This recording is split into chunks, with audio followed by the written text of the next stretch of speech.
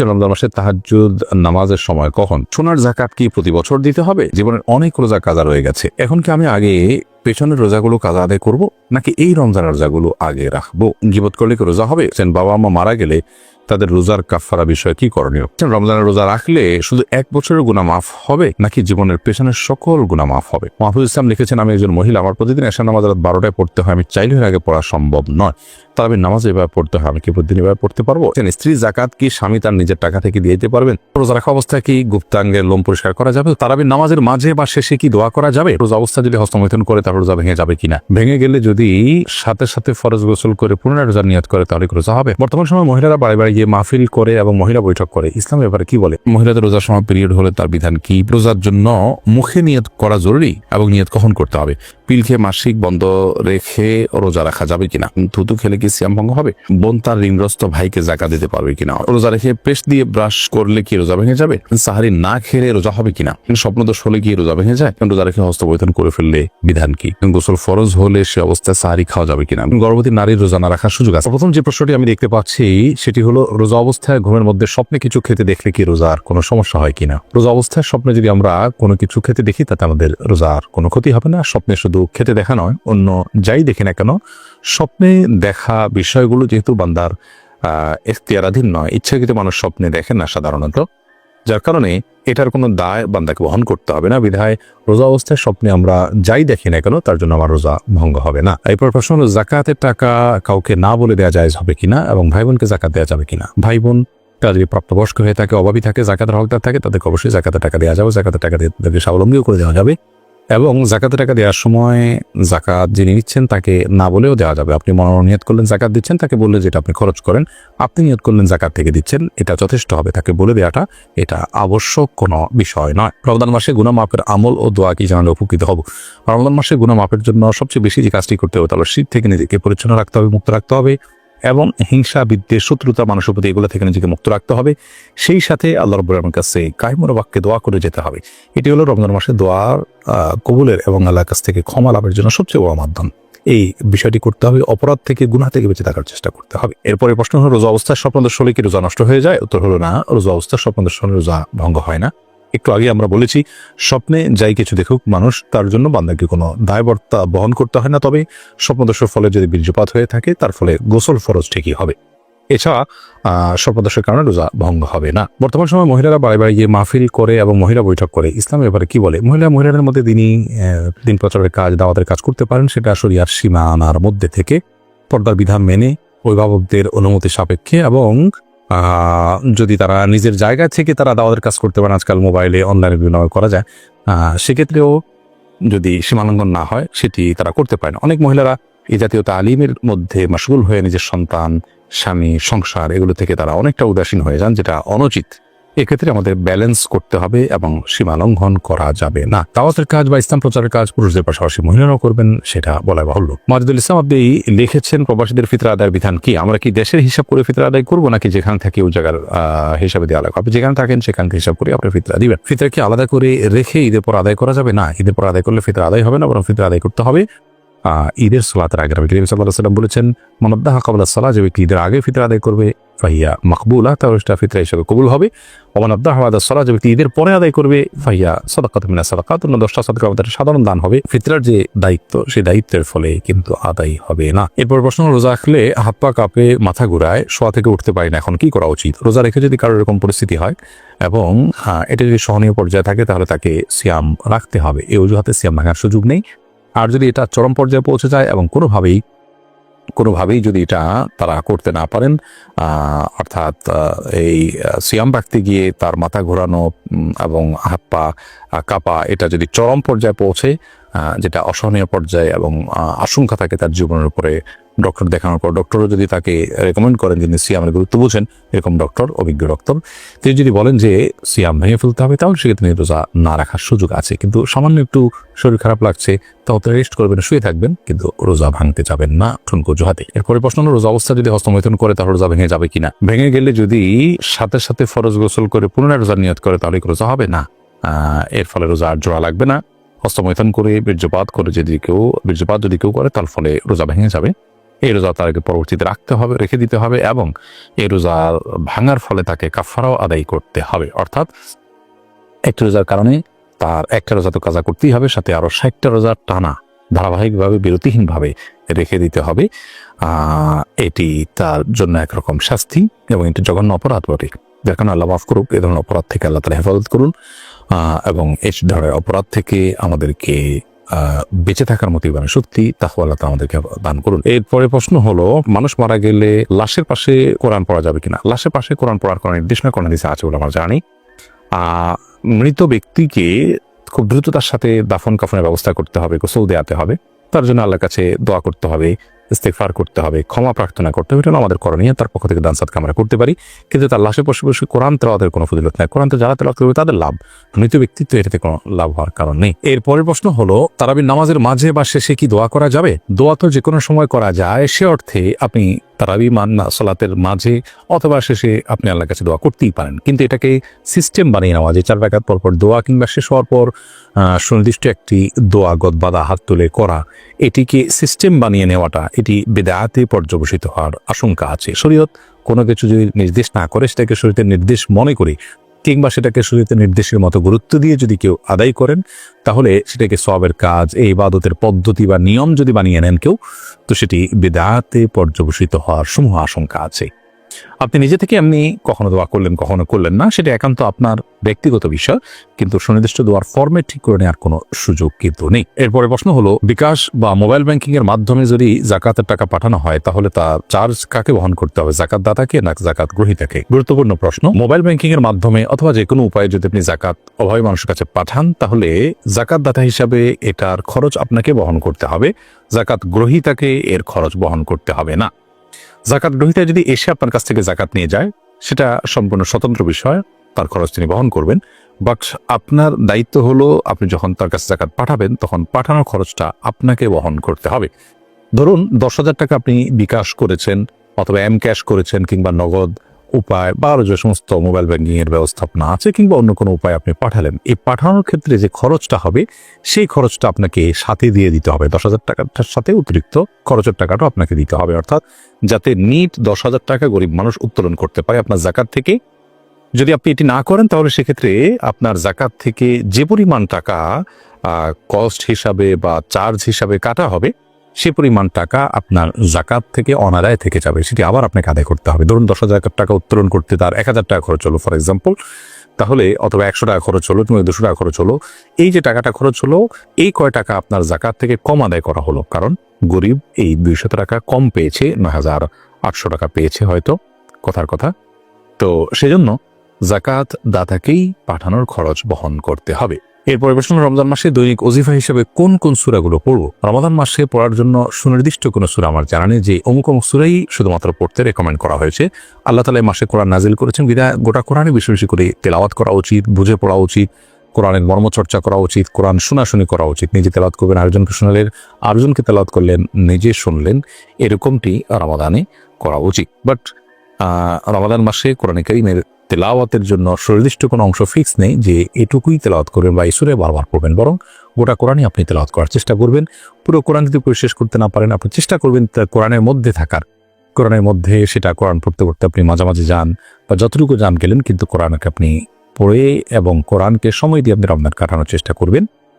সুনির্দিষ্ট কোনো অংশই পড়বেন এমন কোনো রেকমেন্ডেশন কোরআন হাদিসে আছে বলে আমাদের জানা নেই। পাকা চুল বা দাড়ি তুলে না ফেলে বেছে বেছে কেটে ফেলা যাবে কিনা? যেহেতু তুলে ফেললে গুনাহ হয়, তাই কেটে ফেলা যাবে কিনা? কেটে ফেলা তাও তো এক ধরনের তুলে ফেলার মতোই, যদিও আক্ষরিক অর্থে হাদিসের খেলাফ হবে না কেটে ফেললে, তারপরেও হাদিসে যেটি বলা হয়েছে সেটি দ্বারায় এ চুল অপসারণ করা বা এটাকে লুকানোর যে চেষ্টা করা, সেটা বিরুদ্ধে নবী সাল্লাল্লাহু আলাইহি ওয়াসাল্লাম আমাদেরকে মানে সেটা না করতে বলেছেন, এমনটিও হতে পারে। সে অর্থে মানে আমরা যদি কেটে ফেলি, সেটিও তার সেই নির্দেশের লঙ্ঘন হবে সেক্ষেত্রে, এই জন্য এটা অ্যাভয়েড করা উচিত।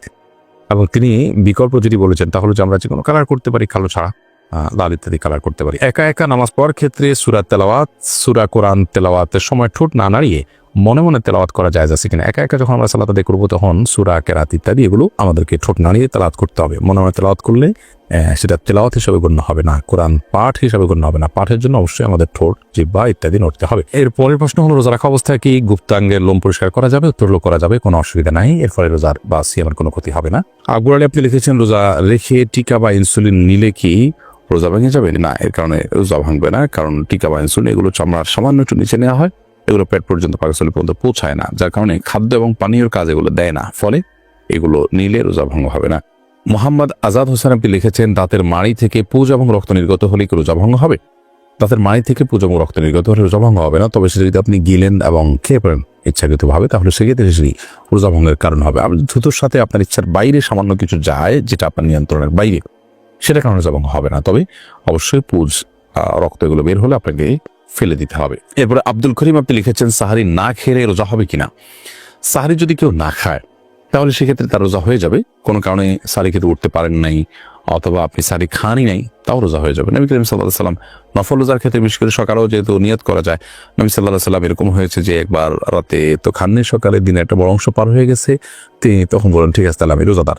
তাহলে বোঝা গেল সাহারি না খেয়ে রোজা রাখা যাবে, কিন্তু সাহারি খাওয়াটা সুন্নাহ। নবী করিম সাল্লাল্লাহু আলাইহি ওয়াসাল্লাম বলেছেন, তাসাহহারু ফাইন্না ফিস সাহুরি বারাকা, তোমরা সাহারি খাও কারণ সাহারি খাবার মধ্যে বারাকা রয়েছে। বিজন্য সাহারি খাওয়াটা সুন্নাত, কিন্তু না খেলে রোজা হবে না, বাট সেরকম না। আলামিন আপনি লিখেছেন, রোজা রেখে পেস্ট দিয়ে ব্রাশ করলে কি রোজা ভেঙে যাবে? না, এর কারণে রোজা ভেঙে যাবে না। বিশেষ করে যখন পেস্ট আপনি গিলবেন না ইচ্ছাকৃতভাবে, তখন রোজা ভাঙবে না। যদি ইচ্ছাকৃত গিলেন তাহলে সেক্ষেত্রে রোজা ভেঙে যাবে। পেস্টের কিছুটা স্বাদ যদি আপনার জিহ্বাতে পা থুতুর সাথে পেটে যায়, তাহলে সেক্ষেত্রেও রোজা ভাঙবে না। তবে আপনি পেস্ট যাতে কোনোভাবে ভিতরে না যায়, তার জন্য বারবার থুতু ফেলে ব্রাশ করে কুলি করে আপনি মুখ পরিষ্কার করবেন। এরপরও যে এর গন্ধ, ঘ্রাণ ইত্যাদি বা স্বাদিতে আপনি গলা দিকে অনুভব করতে থাকেন বা আপনার ভেতরে প্রবেশ করে, তাতে রোজা ভাঙবে না। অতএব পেস্ট দিয়ে ব্রাশ করলে রোজা ভাঙবে না। তবে রোজা অবস্থায় পেস্ট দিয়ে ব্রাশ না করে দিনের বেলা বিশেষ মেসওয়াক করাটা হলো সুন্নাহ, আর ব্রাশ করতে চাইলে পেস্ট দিয়ে সেটা সাহারি খাওয়ার আগে করাটাই হলো অধিকতর উত্তম, কারণ ওলামায়ে কেরাম এটাকে মাকরুহ বলেছেন। মাসুম আহমদ আপনি লিখেছেন, রোজা রেখে হস্তমৈথুন করে ফেললে বিধান কি? রোজা রেখে হস্তমৈথুন যদি কেউ করে ফেলেন তাহলে তো রোজা ভেঙে গেল। আল্লাহ মাফ করুন, তার ইস্তেগফার করতে হবে, তওবা করতে হবে, আল্লাহর কাছে মাফ চাইতে হবে এবং এই রোজা পরবর্তীতে রেখে দিতে হবে। ফুকাহা হানাফের মতে এই রোজার পাশাপাশি একটি কাজার সাথে 60টা কাফারা এটার সাথে আদায় করতে হবে, তারপর সে দায়মুক্ত হবে এবং আল্লাহর কাছে এর জন্য আদায় করে ক্ষমা চাইতে হবে, ইস্তেগফার করতে হবে। মাজহার আলম লিখেছেন, রোজা রেখে নাক, কানের, চোখে ড্রপ ব্যবহার করার বিধান কি?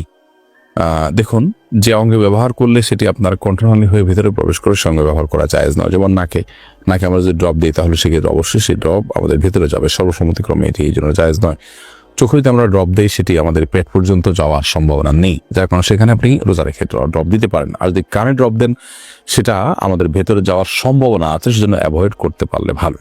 রিয়াজউদ্দিন লিখেছেন, রোজা রেখে ভিডিও গেম বা দাবা লুডো খেলে সময় পাস করলে গুনাহ হবে কিনা? রোজা রেখে যদি আপনি এগুলো করেন তাহলে সেক্ষেত্রে আপনার রোজাটা হালকা হবে এবং রোজার মান নষ্ট হবে, রোজার কোয়ালিটি কমে যাবে, যেহেতু আপনি এমন কাজ করছেন যা সিয়ামের উদ্দেশ্যে পরিপন্থী। সিয়াম এসেছে আমাকে মুত্তাকি বানাবার জন্য, আপনি হয়তো কাজে লিপ্ত, এ কোনো ভালো মুসলমানের চরিত্র নয়, অতএব আপনি মুত্তাকি হতে পারলেন না। নবী করিম সাল্লাল্লাহু আলাইহি ওয়াসাল্লাম বলেছেন, মিন হুসনি ইসলামিল মারই তারকু মা লা ইয়ানি, একজন মানুষের ইসলামটা সৌন্দর্যমণ্ডিত হবে যখন সে অহেতুক অনর্থক বিষয়গুলোকে পরিহার করবে। বিধায় এগুলো পরিহার না করলে আপনার সিয়ামটা মানসম্মত সিয়াম হবে না, তবে কাগজে কলমে সিয়াম বিশুদ্ধ হয়ে যাবে যদি পানাহার এবং স্ত্রী বর্জন করে থাকেন আপনি। সাইদ গুলজার আলী আপনি লিখেছেন, ওযু করার পরে হাঁটুর উপর কাপড় উঠলে ওযু ভেঙে যাবে? না, ওযু করার পরে হাঁটুর উপর কাপড় ভেঙে উঠলে ওযু ভেঙে যাবে না, তবে ইচ্ছাকৃতভাবে অন্যের সামনে এরকম করা অনুচিত, ফজতরকের গুনাহ হবে।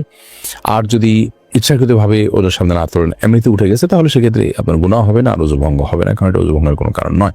ফাতেমা এটা থেকে আপনি লিখেছেন, গর্ভবতী নারীর রোজা না রাখার সুযোগ আছে কিনা? গর্ভবতী নারী যদি রোজা রাখার ফলে গর্ভস্থ সন্তান ভয়াবহ কোনো ক্ষতির সম্মুখীন হবে, আল্লাহ না করুন সেরকম আশঙ্কা যদি তৈরি হয়, তাহলে সেক্ষেত্রে তিনি রোজা না রাখার সুযোগ আছে।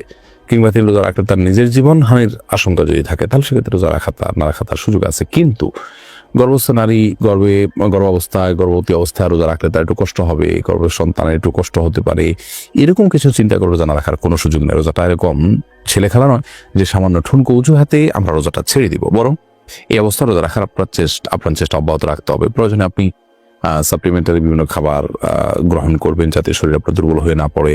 আপনি আরো বিভিন্ন পদ্ধতিতে রোজা রাখাটাকে সহজ করতে পারেন, যেমন দিনের বেলায় বেশিরভাগ শুয়ে ঘুমিয়ে এবং রাতে বেলায় কাজ করে আপনি দিনে রোজা রাখাটাকে সহজ নিয়ে করতে পারেন। এরকম বিভিন্নভাবে আমাদের মা বোনদের রোজা রাখা উচিত। গর্ভস্থ সন্তান নেককার হওয়ার জন্য আপনার ইবাদতবন্দি আরো বেশি করা উচিত, যাতে করে এটার প্রভাব তার উপরে পড়ে। তবে হ্যাঁ, এটার জন্য অবশ্যই নিজের সেফটি এবং সন্তানের সেফটির বিষয়ে আপনি খেয়াল রাখবেন। মোতাহার হোসেন আপনি লিখেছেন, গোসল ফরজ হলে সে অবস্থায় সাহারি খাওয়া যাবে কিনা? গোসল ফরজ হয়েছে, এই অবস্থা আপনি সাহারি খাচ্ছেন, জায়েজ হবে, এটা না জায়েজ কিংবা হারাম নয়। গোসল ফরজ হওয়া অবস্থায় সাহারি খাওয়া যায়, তবে আপনাকে অবশ্যই ফজর নামাজের আগে আগে গোসল করে ফজর নামাজ আদায় করতে হবে। ফারুক আহমেদ আপনি লিখেছেন, স্বপ্নদোষ হলে কি রোজা ভেঙে যায়? স্বপ্নদোষ যদি হয় তাহলে সেই স্বপ্নদোষ রোজা ভাঙার কোনো কারণ নয়। যেহেতু এটি আপনার নিয়ন্ত্রণে ছিল না এবং আপনার ইচ্ছায় হয়নি, বিধায় এর কারণে কোনো গুনাহ হবে না এবং এটা আপনার রোজা ভাঙার কোনো কারণও হবে না। তবে হ্যাঁ, স্বপ্নদোষের ফলে গোসল তো অবশ্যই আপনাকে করতে হবে। গোসল করে আপনি ফজরের সালাত আদায় করবেন, কিন্তু সাহরি খাওয়ার জন্য এটা কোনো প্রতিবন্ধকতা নয়। অনেকে দেখা যায় যে শেষ মুহূর্তে সময় কম থাকে, তিনি গোসল করা ছাড়া সাহরি খাবেন না, গোসল করতে গেলে আবার সাহরি খেতে পারেন না। তো এই কষ্টের কোনো প্রয়োজন নাই, গোসল অবস্থায় সাহরি খাওয়া যায়। নাসরিন আক্তার আপনি লিখেছেন, বোন তার ঋণগ্রস্ত ভাইকে জাকাত দিতে পারবে কিনা? অবশ্যই দিতে পারবে ঋণগ্রস্ত ভাইকে জাকাত, কারণ ভাই বোন কেউ কারোর ভরণ পোষণ দিতে বাধ্য নন। এরকম পরিস্থিতিতে একে অন্যকে জাকাতের টাকা দিতে কোনো অসুবিধা নেই, বরং আত্মীয় স্বজন যদি জাকাতের হকদার হয় তাদেরকে জাকাতের টাকা দিলে বরং সওয়াবের পরিমাণ আরো বেশি হবে। বিকজ নবী করিম সাল্লাল্লাহু আলাইহি ওয়াসাল্লাম বলেছেন, আস-সাদাকাতু আল মিসকিন সাদাকা ওয়া সাদাকাতু আলা দিল কুরবা সালাতুন ওয়া সাদাকাতুন। যারা নিকট আত্মীয়, রক্ত সম্পর্কে আত্মীয়, তাদেরকে যদি সাদাকা করা হয়, জাকাত দেওয়া হয়, তাহলে ডাবল সওয়াব হবে আত্মীয়দের বন্ধন রক্ষা করা, এবং সেই সাথে আপনার বাবা মার আত্মীয় স্বজনের প্রতি সম্পর্ক রক্ষার পাশাপাশি জাকাত আদায় হওয়া, দান করা, তাহলে দানের সওয়াব এবং আত্মীয়দের বন্ধন রক্ষা করা দুইটাই যদি হজ্জের মাধ্যমে, সেজন্য দুইটা সওয়াব পাওয়া যাবে। আর সাধারণ মিসকিনকে দান করলে সেটা সাধারণ সওয়াব হবে। পিল খেয়ে মাসিক বন্ধ রেখে রোজা রাখা যাবে কিনা? যাবে, যদি আপনার শরীরে কোনো ক্ষতিকর কোনো কিছু এর কারণে না হয়, সাইড এফেক্ট যদি ক্ষতিকর কিছু না থাকে, তাহলে সেক্ষেত্রে আপনি পিল খেয়ে রোজা বন্ধ মাসিক বন্ধ রেখে আপনি রোজা রাখতে পারেন। তবে আল্লাহ তাআলা স্বাভাবিক নিয়ম পরে ছেড়ে দিতে পারে, বেশি ভালো। আহমেদুল এর দিকে লিখেছেন, থুতু খেলে কি সিয়াম ভঙ্গ হবে? থুতু গিলে ফেললে সিয়াম ভঙ্গ হবে না। নতুন রোজা রাখার পর বিশেষ করে অনেক কিশোররা আছেন ঘন ঘন থুতু ফেলতে থাকেন, এটা কোনো প্রয়োজন নেই কষ্ট করার। সিয়াম ভঙ্গ হবে না যদি থুতু আপনি গিলে ফেলেন, এর কারণে আপনার রোজা ভঙ্গ হবে না ইনশাআল্লাহ। তবে একত্র করে যদি গেলে সেটা মাকরুহ, তারপর রোজা ভঙ্গ হবে না। ফরিদুল হক আপনি লিখেছেন, রোজার জন্য মুখে নিয়ত করা জরুরি এবং নিয়ত কখন করতে হবে? রোজার জন্য মুখে নাওয়াইতু নাসুমা গাদান এরকম করে নিয়ত করা জরুরি নয়, না এটি কোনো সুন্নাহ দ্বারা প্রমাণিত। নবী করিম সাল্লাল্লাহু আলাইহি ওয়াসাল্লাম বা সাহাবীরা কেউ রোজার নিয়ত মুখে এরকম কোনো গদ বাঁধা কোনো দোয়া পড়ে করেছেন বলে কোনো প্রমাণ পাওয়া যায় না। নিয়ত মানে হলো মনের ইচ্ছা, আপনি সিয়াম পালন করছেন আগামীকাল, এই ইচ্ছা আপনার আছে, আপনি সেরি খেতে উঠেছেন, এটুকু যথেষ্ট যে আপনি কি সিয়াম রাখছেন আপনি জানেন, আপনি যে জানেন আপনার মাথায় আছে, সেটাই নিয়ত। এর বাইরে আলাদা করে মুখ উচ্চারণ করার কোনো প্রয়োজন নেই।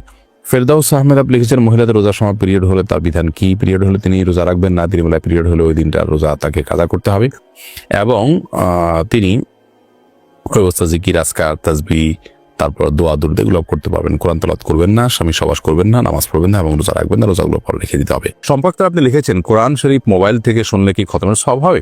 কোরআন কারীম মোবাইল থেকে রেকর্ডেড তেলাওয়াত শুনলেও খতমের সওয়াব হবে যদি পরিপূর্ণ মনোযোগের সাথে আপনি পড়েন এবং বোঝার চেষ্টা করলে সেটা আরো বেশি প্রশংসনীয়।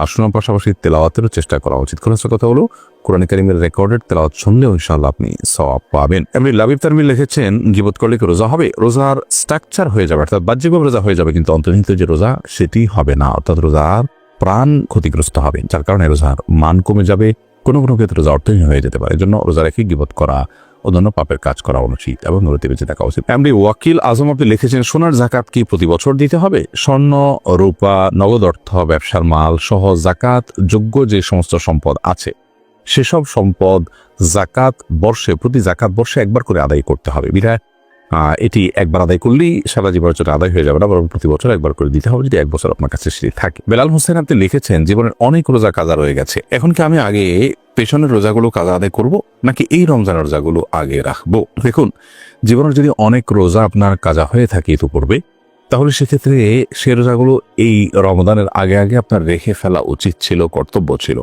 এখন তো রমজান চলেই এসেছে, অতএব এই রমজানের রোজাগুলো আপনাকে রাখতে হবে। এই রমজান শেষ হওয়ার সঙ্গে সঙ্গেই আপনি বিলম্ব না করে বিগত বছরের বিগত জীবনের যে রোজাগুলো আপনার কাজা হয়েছে সেগুলো রেখে ফেলার চেষ্টা আপনাকে অব্যাহত রাখতে হবে। লাকি আপনি লিখছেন, বাবা মা মারা গেলে তাদের রোজার কাফফারা বিষয়ে কি করণীয়? কোনো বাবা মা যদি মারা যান সেক্ষেত্রে তাদের রোজার কাফফারা দিতে হবে।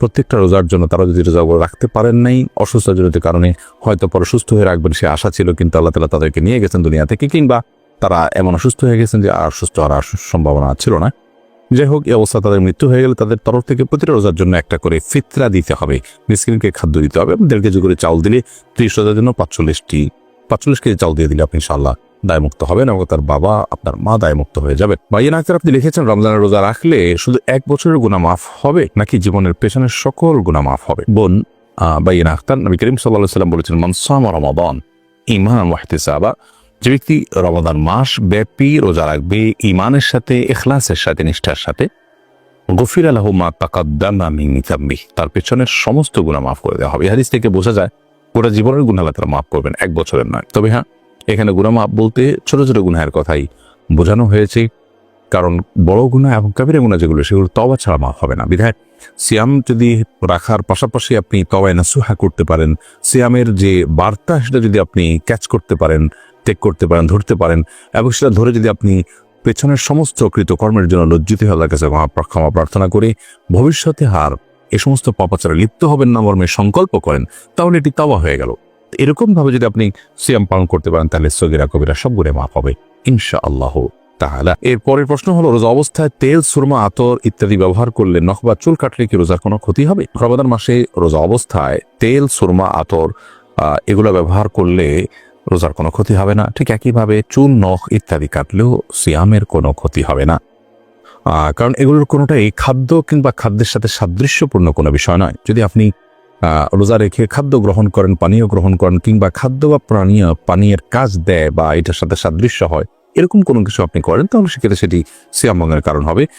আর রোজা রেখে একজন মানুষ যদি তেল ব্যবহার করেন, সুরমা ব্যবহার করেন, আতর ব্যবহার করেন, কিংবা চুল বা নখ কাটেন, তাতে না সেটা খাদ্যের কোনো কাজ দেয়, না পানীয়ের কোনো কাজ দেয়, না তার সাথে কোনো এর সরাসরি কোনো সম্পৃক্ততা বা সাদৃশ্য আছে। বিধায় এগুলো করলে সিয়াম ভঙ্গ হবে না, রোজা ভঙ্গ হবে না, কোনো অসুবিধা নেই। মাহফুজ ইসলাম লিখেছেন, আমি একজন মহিলা, আমার প্রতিদিন এশার নামাজ রাত 12টায় পড়তে হয়, আমি চাইলে আগে পড়া সম্ভব নয়, তাহলে নামাজ এভাবে পড়তে হয়, আমি কি প্রতিদিন এভাবে পড়তে পারবো? এর কারণে মাকরু হচ্ছে, বিশেষ করে মধ্যরাত পর্যন্ত দেরি করাটা মাকরু। আপনার অবশ্যই উচিত তার আগে, অর্থাৎ মধ্যরাত যেন না হয়, সূর্য ডুবা থেকে নিয়ে সূর্য অস্তমিত হওয়া থেকে নিয়ে সুবহ সাদিক পর্যন্ত যে কয় ঘন্টা হয়, এটাকে আপনি ভাগ করে এটার 50% যেখানে হবে, অর্থাৎ মাঝামাঝি যেখানে হবে তার আগে আগে পরিশেষ করার চেষ্টা করা উচিত। সেটা হয়তো কখনো 11টা, 11:30 হতে পারে, কখনো কম বেশ হতে পারে সিজন ভেদে, কিন্তু আপনার নামাজ হয়ে যাবে, ফরজ আদায় হয়ে যাবে, কিন্তু এরকম দেরি করাটা অনুচিত। এবার শাহরিয়ার ইসলাম লিখেছেন, রমজানের গোসলের সময় যদি কানের ভেতর পানি প্রবেশ করে তাহলে কি রোজার কোনো সমস্যা হবে? সামান্য পানি যদি কানের ভিতর যায় এবং সেটা যদি আপনি ঝেড়ে ফেলে দিতে পারেন, শেষ যদি আপনার থাকে, তাহলে ইনশাআল্লাহ রোজা হয়ে যাবে, রোজার ক্ষতি হবে না। এরপরে সাকিব হাসান আপনি লিখেছেন, গোসল ফরজ অবস্থায় গোসল না করে কি সাহরি খাওয়া যাবে? যদি কারোর গোসল ফরজ হয় তাহলে গোসল ফরজ অবস্থায় যদি আপনি সাহরি খেয়ে নেন, এই কারণে যে এখন গোসল করতে গেলে সাহরি খাওয়ার সময় আর থাকবে না, অথবা যে কারণেই হোক না কেন যে আমি পরে গোসল করব, তাহলে তার ফলেও সিয়াম হয়ে যাবে, কোনো অসুবিধা নেই। তবে অবশ্যই ফজরের সালাত আদায়ের প্রয়োজনে ফজরের সালাতের আগে আগে আপনাকে ফরজ গোসল করতে হবে। কিন্তু গোসল ফরজ হওয়া অবস্থায়, অর্থাৎ শরীরের অপবিত্র অবস্থায় যদি কেউ খাদ্য গ্রহণ করেন এবং সাহরি খেয়ে ফেলেন বা রোজা নিয়াত করেন, তাতেও রোজা হয়ে যাবে, সাহরি হয়ে যাবে, কোনো অসুবিধা নেই। যদিও গোসল করে তারপরে খেতে পারলে সেটা উত্তম, তা বলাই বাহুল। মিলন হোসেন আপনি লিখেছেন, রোজা রেখে ধূমপান করা যাবে কিনা? অনেকে বলে থাকেন যে রোজা রাখা অবস্থায় সিগারেট খেয়ে রোজার কোনো ক্ষতি হয় না, এটা কি সঠিক? এটা কোনো মানুষ বলে, আমি তো প্রথম শুনলাম। যাই হোক, কেউ যদি বলে থাকেন সেটি নেহায়াতি ভুল। ধূমপান করলেও তার ফলে রোজা ভঙ্গ হবে, কেবল এটা পান ধোঁয়াগুলো মানুষের ভেতরে প্রবেশ করে, বিধায় এটি রোজা ভঙ্গের কারণ। রোজা অবস্থায় ধূমপান করা জায়েজ নয়, যদিও রোজা রাখা অবস্থার বাইরেও ধূমপান করা জায়েজ নয়। রোজা অবস্থায় ধূমপান করলে সেটি গুনাহও হবে, আবার রোজা ভঙ্গের কারণ হবে। যদিও সন্ধ্যার পরে কেউ ধূমপান করলে গুনাহ হবে, বাট রোজা ভঙ্গের বিষয়টি সেখানে থাকছে না। মায়ের আদর্শ ছেলে আইডি থেকে আপনি লিখেছেন, স্ত্রী জাকাত কি স্বামী তার নিজের টাকা থেকে দিয়ে দিতে পারবেন? দিতে পারবেন। স্ত্রীর সম্পদের জাকাত স্বামী দিয়ে দিতে পারবেন, শর্ত হলো স্ত্রীকে জানিয়ে দিতে হবে, স্ত্রীর জানাশোনা থাকতে হবে। তিনি যদি জানেন যে তার স্বামী তার পক্ষ থেকে জাকাত দিয়ে আদায় করে দিচ্ছেন, তাহলে সেক্ষেত্রে তিনি নিয়ত করবেন, তার আমল যেহেতু নিয়তটা তার থাকতে হবে। স্ত্রীকে আপনি জানালেন না, আপনি তার জাকাত আদায় করে দিলেন নিজে থেকে, পরে স্ত্রীকে বললেন, এতে জাকাত আদায় হবে না। আপনি জাকাত আদায় করতে হলে স্ত্রীর জাকাত যে আদায় করছেন স্ত্রীকে আপনি নোটিস করবেন, তিনি নিয়ত করবেন এবং আপনি তার পক্ষ থেকে আদায় করবেন, আদায় হয়ে যাবে। আর্থিক ইবাদত একজনের তরফ থেকে আরেকজন করতে পারে, তবে যার তরফ থেকে করছেন ফরজ আদায় হওয়ার জন্য তার সেটি জানা থাকবে। তো আরভিন আপনি লিখেছেন জাকাতের টাকা থেকে কি এতিমখানায় দান করা যাবে? যাবে। এতিমখানায় এতিম গরিব বাচ্চা যারা জাকাতের হকদার আছে তাদেরকে জাকাতের টাকা দিতে পারে, ওই ফান্ডে তাদের খরচ বহন করা হবে। এরপরে শান্তনা এভাবে লিখেছেন স্বামীর জাকাত এবং স্ত্রীর জাকাত কি আলাদা? যে প্রত্যেকের জাকাত হিসাব আলাদা। মাজিদুর রহমান আপনি লিখেছেন ইনসুলিন বা ইনজেকশন নিলে কি রোজা ভেঙে যায়? ইনসুলিন বা ইনজেকশন নিলে রোজা ভঙ্গ হয় না। বিশেষ করে যে ইনজেকশন আমাদের চামড়ার নিচে বা সামান্য মাংসপেশিতে যায়, যেটা আমাদের পাকস্থলীতে যায় না, খাদ্যের কাজ দেয় না, পানীয়ের কাজ দেয় না, খাদ্য বা পানীয়ের সাথে সাদৃশ্য হয় না, সেরকম ইনজেকশন যেটা শুধুমাত্র আপনার চামড়ার নিচে ইনজেক্ট করা হয় কিংবা আপনার মাংসপেশিতে ইনজেক্ট করা হয় এবং সেটাতে আপনার মেডিসিন থাকে সামান্য পরিমাণে, বা যেখানেই হোক ইনজেক্ট করা হয় সেটা পাকস্থলীতে অন্তত যায় না। তো এই ইনজেকশন এবং আপনার ইনসুলিন এগুলোর কারণে রোজা ভঙ্গ হবে না। এটাই বিশুদ্ধতর মত এবং সংখ্যাগরিষ্ঠ উলামায়ে কেরাম, আরব আজম সবারই মত বলতে গেলে। সেই হিসাবে টিকাও এটা রোজা ভঙ্গের কারণ না, টিকা নিলেও রোজা আপনি থাকবে আপনার রোজা। তবে যেই ইনজেকশন আপনার খাদ্য বা পানীয়ের কাজে, ধরুন গ্লুকোজ আছে, এরকম গ্লুকোজের যে স্যালাইন আছে যদি আপনি গ্রহণ করেন তাহলে তারপর রোজা ভঙ্গ হয়ে যাবে, কারণ এটা খাদ্য এবং পানীয়ের কাজ দিয়ে থাকে। এমনি রোগুলো আপনি লিখেছেন রমজান মাসে তাহাজ্জুদ নামাজের সময় কখন? অনেক ওলামায়ে কেরামের মধ্যে, বিশেষ করে ওলামায়ে আরব ওলামাদের মধ্যে থেকে, সৌদির ওলামাদের মধ্যে থেকে ওলামায়ে কেরাম এবং আমার দেশে অনেক ওলামায়ে কেরামের মতে রমজান মাসে তারাবি পড়লে আর তাহাজ্জুদ পড়ার প্রয়োজন নেই, দুটো একই নামাজ। আবার বিভিন্ন বর্ণনার আলোকে ফুকায়ে হানাফ সহ অন্যান্য ওলামায়ে কেরাম ইমামগণের মত হলো যে তারাবি প্রথম রাতে আদায়যোগ্য ইবাদত, আর তাহাজ্জুদ হলো তাহাজ্জুদ শব্দের অর্থে মূলত ঘুম থেকে উঠে আদায় করার মতো ইবাদত, যেটা ঘুম থেকে উঠে আদায় করতে হয়। ওজুদ মানেই হলো ঘুম থেকে ওঠা। অতএব রাতের শেষ প্রহরে আপনি সারি খেতে যখন উঠবেন তখন 2 রাকাত 4 রাকাত করে আপনি সালাত আদায় করতে পারেন। এটা নিয়ে বিতর্ক আছে, বিস্তর মত পার্থক্য আছে, আমরা সেদিকে যাচ্ছি না, শুধু দুটির মত উল্লেখ করলাম। এবং তাহাজ্জুদ মানেই হলো ভোর রাতের সালাত, সেটা বললাম। আর তারাবি হলো প্রথমাংশে যেটি আদায় করেছেন নবী করিম সাল্লাল্লাহু আলাইহি ওয়াসাল্লাম এবং সাহাবায়ে কেরাম। নবী সাল্লাল্লাহু আলাইহি ওয়াসাল্লাম সাধারণত তাহাজ্জুদ পড়তেন, মানে তাহাজ্জুদ মানে যদি ভোর রাতে নামাজ ঘুম থেকে উঠে ভোর রাতে পড়তেন, আর তারাবি এটা তিনি সন্ধ্যা রাতে পড়েছেন, এশার পর এবং সাহাবায়ে কেরাম পড়েছেন। দুটোর মধ্যে পার্থক্য আছে কি নেই এটা নিয়ে মত